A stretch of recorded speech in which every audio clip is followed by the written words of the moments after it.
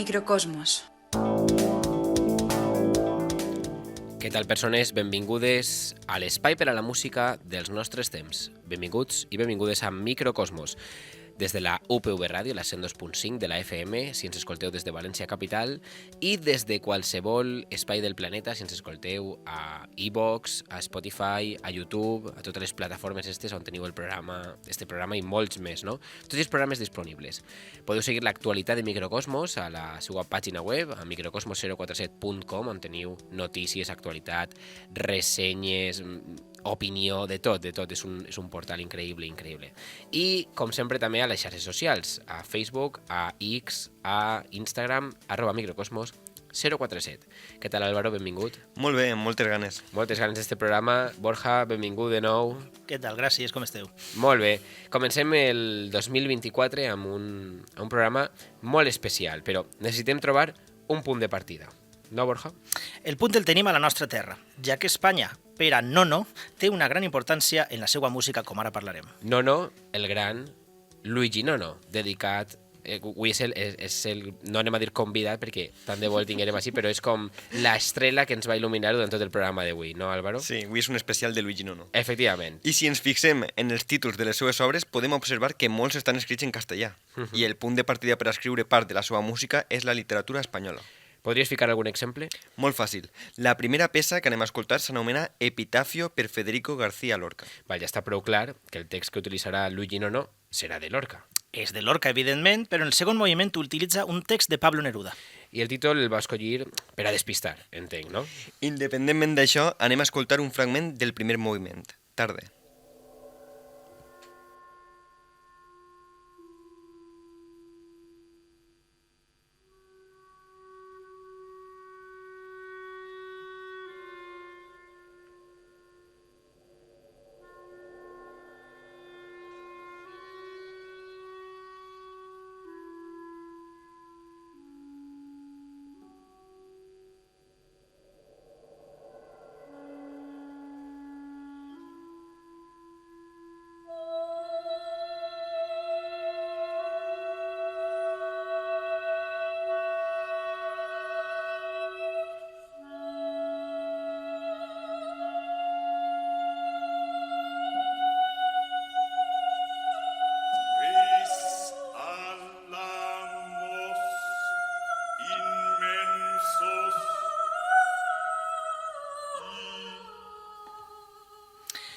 Esta és una de les peces de joventut de Luigi Nono.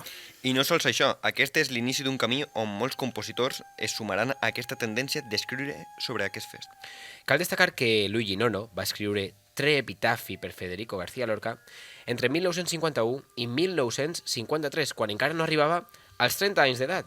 En efecte, Nono va néixer el 1924 a Venècia. Per tant, si estem en 2024, estem commemorant el centenari de Luigi Nono. Per això avui fem este programa tan especial que esperem que pugueu escoltar durant tot l'any 2024. Exactament, teniu temps. Sí, efectivament.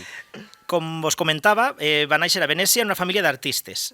Va rebre les seues primeres lliçons musicals del gran Gianfrancesco Malipiero al conservatori i va acabar estudiant composició amb Bruno Maderna. Bruno Maderna, que l'introduiria en nous cercles musicals on coneixeria a interessants artistes.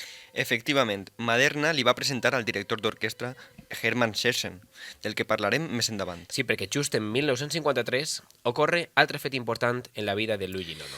Este any, 1953, s'estrena a Hamburg l'òpera Moses und Aaron, Moisès i Aaron, en alemany, una òpera del gran Arnold Schoenberg. Clar, Luigi Nono va anar a esta estrena, l'estrena de Moisès i Aaron, i amb qui es va trobar? Amb la filla del compositor, Núria Schoenberg. Allí es conegueren tots dos en l'estrena de l'òpera del pare d'ella. Els oients espavilats hauran deduït per què mencionem esta trobada entre Luigi Nono i Núria Schoenberg. Evidentment, allò va desembocar en amor. Es casaren 2 anys més tard, el 1955. Durant estos anys de festeig, Nono va escriure el 1954 altra obra molt rellevant. Una obra també vinculada amb Espanya que sona així.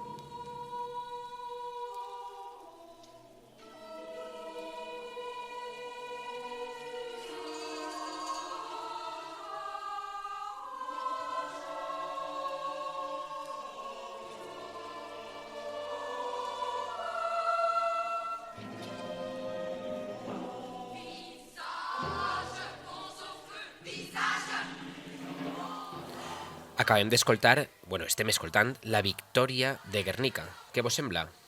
Que hauríem fer un programa sobre obres dedicades a la Guernica. Sí, no? Perquè jo tinc ja una llista de Hi ha 12 o unes 13. quantes, Sí. És interminable. La veritat és que sí, la veritat és que podríem fer-ho, però és Parlant prou d'esta forta. obra, és una peça dramàtica. de veritat. Dramàtica. I el contingut també té el seu dramatisme. A la part de cor hi ha una reconstrucció de l'himne de la Internacional. A la seva música ja podem apreciar el seu compromís polític.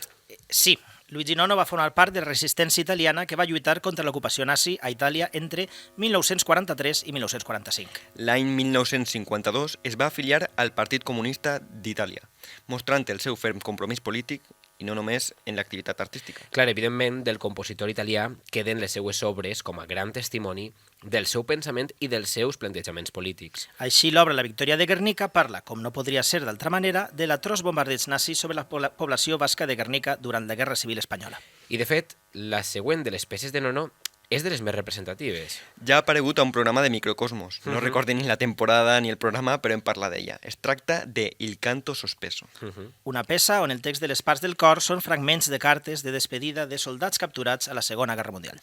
Sobretot penseu que s'estrena en el 1956, una data prou recent a estos successos, no? A la fi de la Segona Guerra Mundial. I no sols això, que l'estrena la va fer el reconegut director Hermann Schessen, mencionat anteriorment. El que li va presentar Bruno Maderna, el seu profe de composició, i va dir, mira, este és Hermann Schessen, en recorda El d'ell... director de moda. El director de moda. En recorda't perquè te farà paper, no? A més que este senyor li ha estrenat peces a mig món.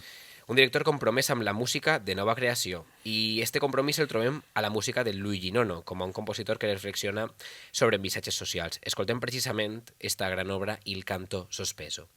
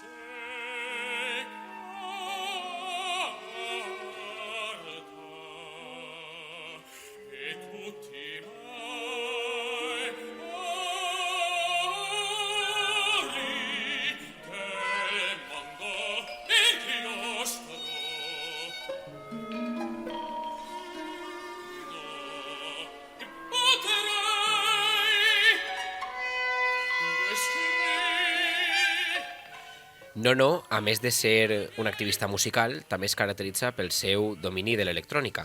Comença a experimentar en electrònica en els seus inicis, on l'accés a aquest tipus de creació era prou limitat. D'aquesta experimentació, Nono crea la seva primera peça electrònica, Omaggio a Emilio Vedova. Aquesta peça és la primera i l'única que utilitza exclusivament material realitzat amb síntesi. Recordeu que hi ha dos tipus de música electrònica, a veure si l'explique bé. Aquella que utilitza sons pregravats, no? Que s'han gravat prèviament, el sample, i la que fa ús de la síntesi, és a dir, ones simples amb les que se pot generar tot un univers de possibilitats, no? Que això, mira que no està obert, no? Sí, sí. Avui en dia l'electrònica és inabarcable. A l'obra de Nono, que està dedicada a Emilio Vedova, que és un pintor italià, representa la seva forma de treballar. Nono es va adonar que amb l'electrònica funcionava especialment bé la composició amb l'experimentació. I esta electrònica es va quedar al Luigi Nono durant tota la seva carrera, oferint tot tipus de combinacions junt a formacions instrumentals. Escoltem la primera de les obres amb electrònica del compositor italià, Omaggio a Emilio Vedova.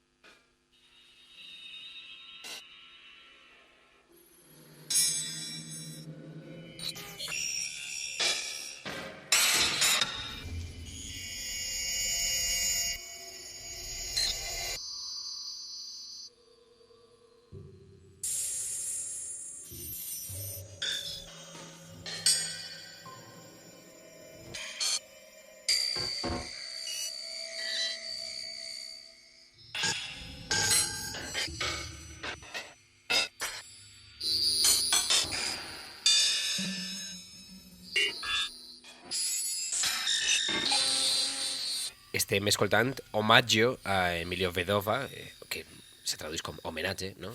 A Emilio Vedova, Molt bé. el gran pintor italià, que és de l'any 1960, i durant aquest mateix any va estar treballant amb el propi pintor per altre projecte.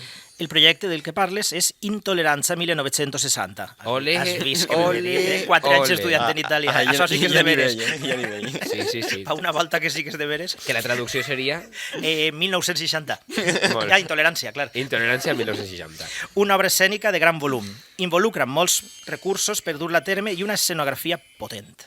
L'obra s'estructura en 2 actes i inclou events amb relació a la Segona Guerra Mundial. El anatema, no?, del moment. Estem on estem, Sí, sí. en este moment. Efectivament. Tenim un míting antifeixista, tortura a un camp de concentració i fins i tot la representació de la bomba d'Hiroshima. Sí, clar, ha faltat dir que hi ha una xicoteta trampa. La música coral està gravada amb anterioritat a Milán. Ah, o sigui que això, els nervis del directe, en aquest cas el cor no els tindria, no? Home, però clar, el directe en els 3 esdeveniments que hem comentat seria Clar. complicat. No, desde luego. Ja siga trampa o no, és un recurs més per a utilitzar a una composició. Escoltem un fragment de l'escena número 3.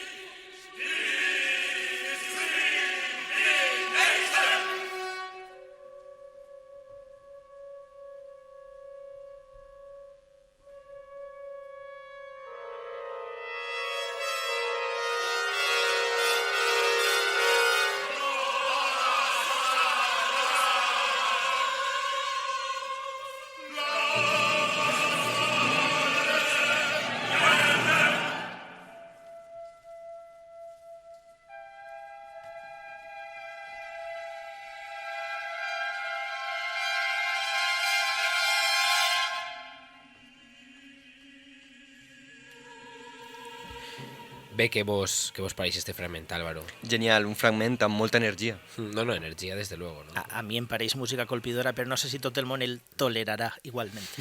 Jo crec que també és important així reflexionar sobre, ja que estem així a Microcosmos, no?, sobre el ventall de possibilitats musicals que s'obrin precisament arran de la Segona Guerra Mundial, o millor dit, després, no?, de la Segona Guerra Mundial, perquè de vegades, evidentment, per als que no hem viscut aquella època ni hem entès aquest context, ens resulta estrany entendre el nou paradigma musical que s'obri, no? És a dir, per què esta música, a lo millor per què s'allunya tant de la tradició a l'hora d'escriure, no? O a l'hora de compondre música, i que molta gent, a lo millor del gran públic, pot no entendre o no comprendre d'on naix. Sí, que des de la perspectiva espanyola, clar, sí estàvem en altres coses. Efectivament, la música que se feia a Però Espanya el era molt canvi diferent. estètic és molt diferenciat. És molt diferenciat i hem de recordar quin és el context, és a dir, el trauma social que viu Europa durant els anys de la Segona Guerra Mundial. És que I que tota la zona antigament de l'imperi austro-hongarès està totalment en reconstrucció. Efectivament. I, clar, entendre que Europa ha passat aquest trauma després de la Segona Guerra Mundial, jo crec que ens fa un poc reflexionar sobre com havia de ser la música després d'aquest trauma, no? Precisament aquesta obra, no?, que parla del que estem parlant, no?, de la intolerància, de tortures, camps d'extermini. Quina música anem a fer, no? De quina manera pot ser aquesta música que expresse tot el trauma, tot el solatge de terror al que ha estat sotmès a Europa durant aquests anys. I que des dels Estats Units, evidentment, ells no estan com aliens a tot el que ells també han produït. De fet, la música que escoltem en els anys 50, 60, 70 estadounidense, amb compositors com Copland o com el propi Leonard Bernstein, no té res que veure amb esta Canvia corrent, moltíssim. Però és important entendre el context. I també per la rama d'investigació, que la música a nivell europeu ha evolucionat en altra línia. Però cal entendre tot este context. En fi, continuem amb el programa d'avui. Tenim una obra, no? Anem a entrar en una obra que va patir la censura durant el concert inaugural del Prix Italia. Es tracta de Contrapunto dialéctico a la mente. Ole. L'obra va estar inicialment censurada pel contingut polític ofensiu cap al govern. Sí, Una bona forma d'activisme polític. efectivament. Inicialment la peça anava a ser un teatre musical, però es va convertir en una peça per a cinta magnètica i veu femenina. El més interessant és el mode compositiu. Nono va visitar una fàbrica per recopilar moltes de les sonoritats allí presents. A la peça es poden escoltar sorolls de veus dels treballadors, ordres, màquines i, per descomptat, a la cantant solista. I esta part solista es va crear partint d'improvisacions de Carla Henius sobre l'electrònica. Com a resultat, Nono va obtenir el següent.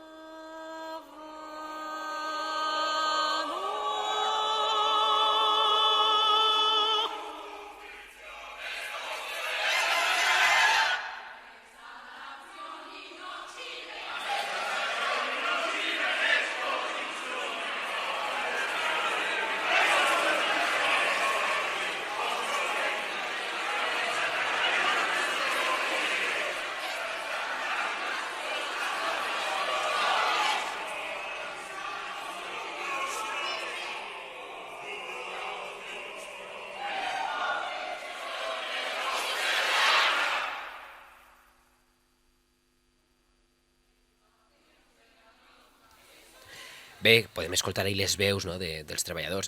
Intuïm que en una fàbrica és una obra que realment parla per si mateixa, no? És a dir, considerant que no es preocupava per les qüestions socials, és fàcil que li preocupen també els conflictes internacionals, no? Així escoltem a una fàbrica, però al final això és extrapolable, no? Heu vist tiempos modernos? Efectivament, clar. ahir n'hi ha aquesta relació amb el cine, no, també? Al final estem parlant del mateix. I en la següent peça que escoltem avui, trobem temes com la discriminació racial interna als Estats Units i la crítica a la violència de la repressió. De fet, s'inicia amb l'evocació de l'assassinat de Malcolm X i conclou amb el text del manifest d'una organització afroamericana contra la guerra al Vietnam. I com va ser organitzat el material sonor i textual d'esta peça? Nono va recollir diversos materials acústics, com veus pregravades, sons del mercat, campanes i sons electrònics generats en l'estudi de fonologia.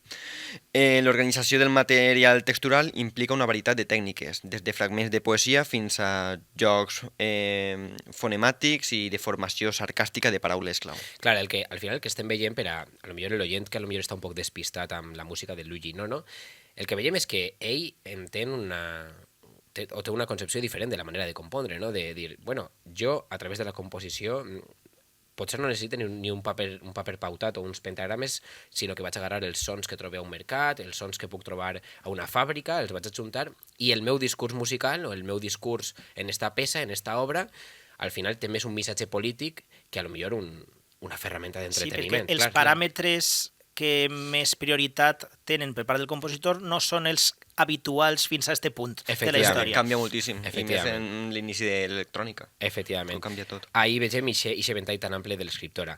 Però com anem ara? Escoltem aquesta peça de Nono, anomenada Contrapunto dialéctico a la mente.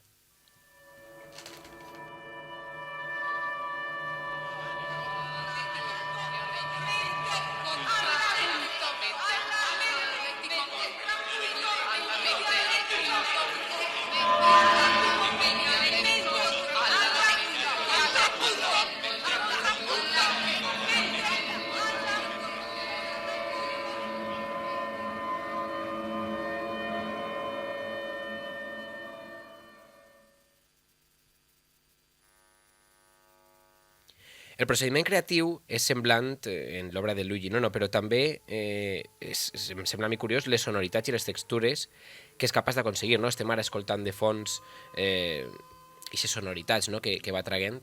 Hem d'entendre també el context en el que Luigi Nono ha escrit tot això. Hem comentat, acaba la Segona Guerra Mundial, el paradigma a Europa és diferent i hi ha una escola, que és l'escola de Darmstadt, no? Una ciutat en la que se duen a terme cursos d'estiu, i qui n'hi ha per allí?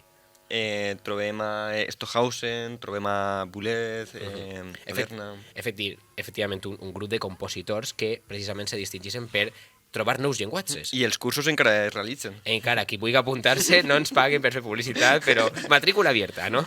No, però efectivament és important destacar estos fets, ¿no? Que Luigi Nono escriu algunes de les seues obres, sobretot les primeres, influenciat per este ambient, no?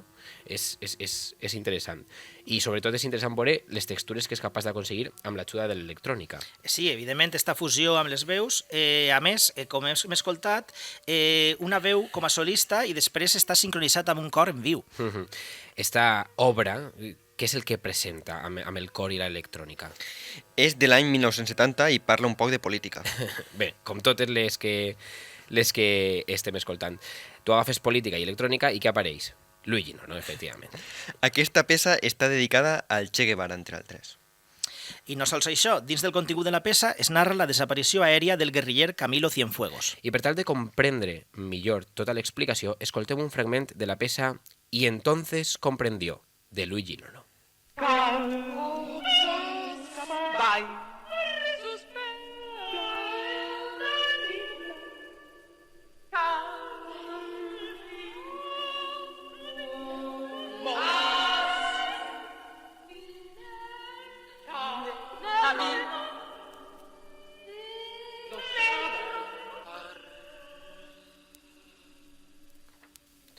Està clar el treball de Nono amb l'electrònica, però el treball amb els instruments acústics? Es nota que el seu origen està en els instruments acústics. Prova d'això és la seva peça de piano, Soferte onde serene. És una peça pianística inspirada per la pèrdua d'un ser estimat, que va afectar les famílies de Luigi Nono i Maurizio Pollini. El gran pianista, increïble, meravellós pianista. Quina és la peculiaritat amb l'electrònica? Les gravacions es combinen amb les composicions en cinta per crear dos pianos acústics que es barregen, anul·lant la mecànica de la cinta. Dos plànols Sí, acústics. bueno, però sona com dos pianos. Efectivament. Escoltem ara Soferte onde serene.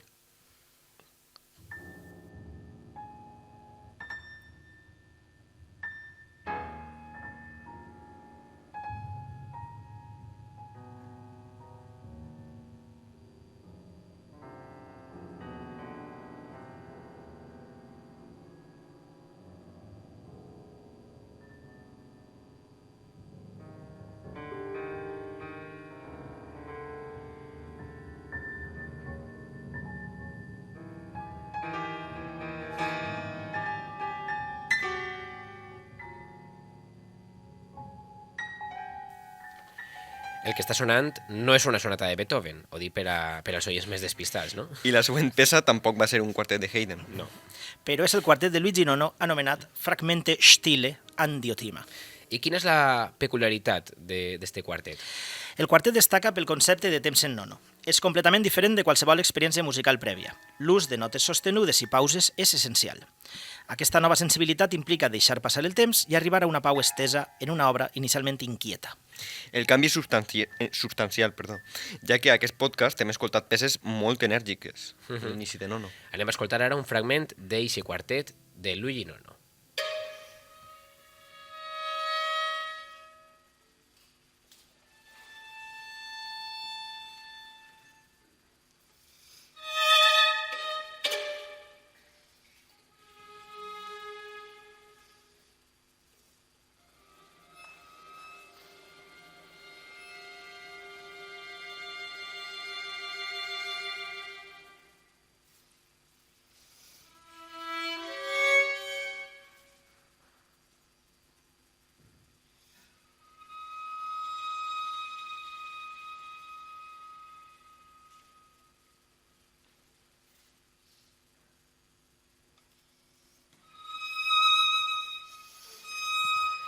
Mentre escoltem el quartet, ens toca parlar d'altra de les seues obres més conegudes, Prometeo.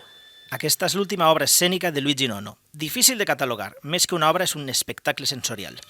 Una obra que es va estrenar al 1984 a l'església de San Lorenzo, de Venècia, i utilitza una ubicació concreta de l'espai. Una peça que es va estrenar a Espanya a l'any 2003 a la ciutat de València. durant el festival Ensems. A més, que en les esglésies de Venècia ja fa molts anys que es fan estos espectacles Coris de Pecciati. policorals, exactament, totalment. De què parlarem en Microcosmos, parlarem, vamos, d'això parlarem en el primer o segon programa. el segon. En fi, què utilitza esta obra? Una barbaritat de recursos. 5 cantants solistes, 2 narradors, cor, 4 grups orquestrals, vidres, 6 instruments solistes i 2 directors. És a dir, si voleu programar a la vostra banda, ja sabeu tot el que heu de llogar, no? O clonar el vostre O director. clonar, efectivament. Sí, és el que se diu una obra facileta per a que la puga tocar qualsevol. En fi. A la banda no sé si es podrà tocar, però aquest mes de gener està programada a Venècia. 4 dies seguits i totes les entrades esgotades. O sigui que no intenteu anar per allà. Deu ser un luxe poder escoltar-la en directe, però de moment escoltem una part a Microcosmos.